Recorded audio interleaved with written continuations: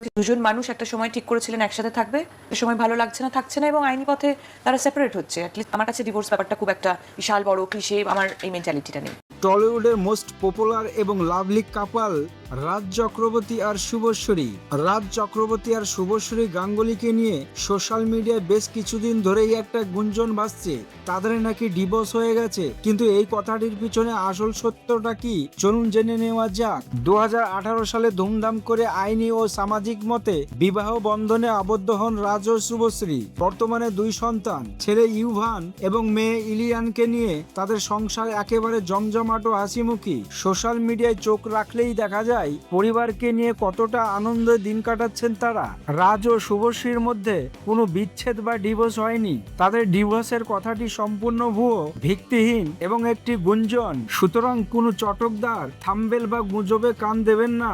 রাজ এবং শুভশ্রী টলিউডের অন্যতম সেরা পাওয়ার কাপল হিসাবে এখনো একসাথেই সুখে দিন কাটাচ্ছেন। ভিডিওটি ভালো লাগলে লাইক ও শেয়ার করে গুজব এড়াতে সাহায্য করুন।